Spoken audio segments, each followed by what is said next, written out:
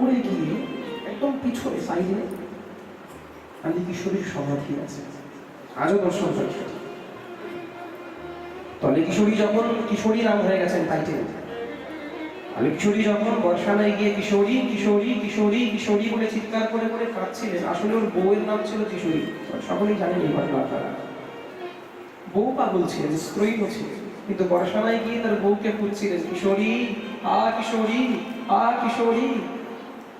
কিশোরী বউ তো আসলো না। রাধারানী একদম উপর থেকে মহল থেকে আসন ছেড়ে দৌড়ে দৌড়ে এসেছিলেন তার কাছে। আজও ভগবান আসে, আজও আসে, ডাকতে জানি না।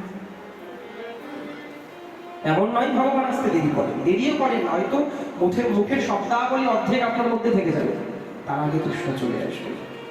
ডাক নিষ্ঠা যখন পরিপূর্ণ হবে, তাই জন্য তো বললেন যেই নাম সেই কৃষ্ণ ভজ নিষ্ঠা করি।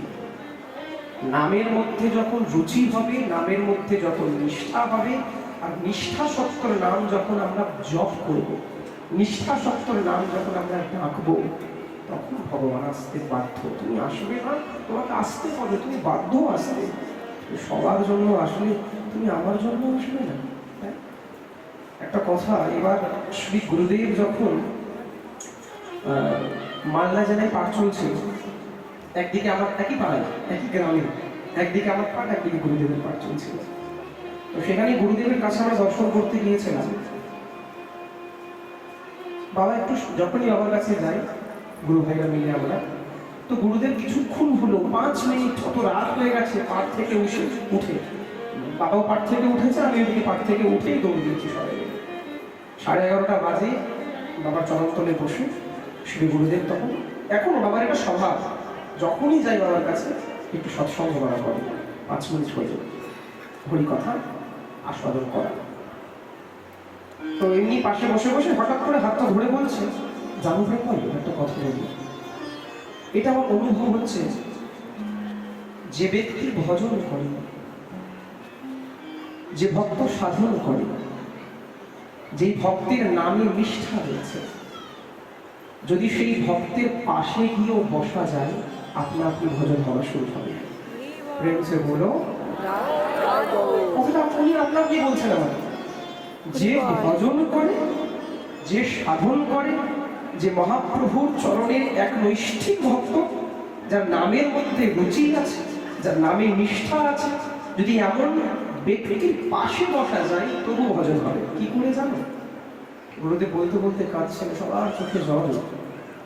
গুরুদেব বলছেন, যখনই তুমি একজন ভজনানন্দের কাছে গিয়ে বসবে, শরীরে আতর মাখে না? আতর কি নাক দিয়ে গায়ে শুনতে হয়? তাহলে আতরের এসেন্স ছড়াই চারিদিকে।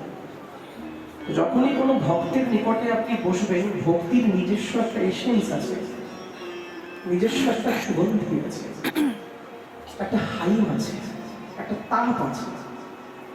ভক্তের সন্নিকটে বসলেই একটা ভক্তির প্রবাহিত পাওয়া যায়।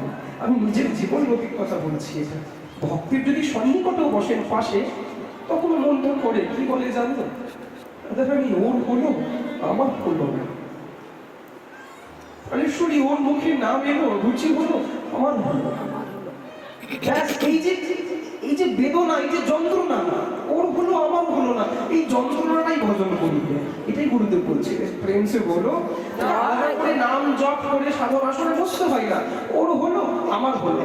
একটু দেখুন আপনারা মহাপ্রভুর যারা পার্ষদ হয়েছেন, বাসুদেব ঘোষ, গোবিন্দ ঘোষ, নরোত্তম দাস ঠাকুর মহাশয়, আরো অন্যান্য পার্ষদগণ, লোচন দাস, সকলেই কিন্তু পদের শেষে একটা জিনিস লিখল, সবাই পড়ে গেল, তুমি আমাকে ভুলে গেলে। সবাইকে উদ্ধার করলে, তুমি আমায় ভুলে গেলে। এটাই তো ভজন। রাধারানীকে সম্পূর্ণ পেয়ে যাবার নাম ভজন নয়। রাধারানীকে পেলাম না এই চিৎকার করে, গৌর পেলাম না, নিতাই পেলাম না এই চিৎকার করে কাদার নামই ভজন। ভজন কি? হ্যাঁ, অন্য কিছুতে লোভ করলে অপরাধ হয়। ওর টাকা আছে, আমার টাকা বলে অপরাধ। ওর মান আছে, আমার মান নাই। ওর বাড়িতে এসি আছে, আমার বাড়িতে এসি নাই। কিন্তু যদি এই লোকটা অন্য কিছুতে করে, ওর কাছে গৌর আছে, আমার কাছে গৌর নাই। ওর কাছে নিতাই আছে, আমার কাছে নিতাই নাই। ওর মুখে নাম আছে, আমার মুখে নাম নাই। তাহলে এই লোকটা কৃপা করে উদ্ধার করে দেবে। প্রেম সে বললো এই লোক যদি চলে আসে, ওর কাছে ভগবান আছে গো, ওর কাছে সেবা আছে, গজানন্দীর কাছেও যদি বসা যায় কৃপা হয়ে যায়। তাই জন্য এই যে আমরা হরিশ্চন্দ্রপুর থেকে আসলাম, মালদা থেকে, সেখানে 4 দিনের হরিকথা ছিল। ভাবছিলাম কি পাঠ করবো, কি পাঠ করবো। ভগবানের কথা যদি কেউ বলে ভক্তরা এসে শোনে, কিন্তু ভক্ত চরিত্র যদি কেউ করে ভগবান নিজে এসে শোনে। ভক্ত চরিত্র এখানেও আমি এবার সম্পূর্ণ একদম পুরো কমর খুশে এসেছি বেশবার।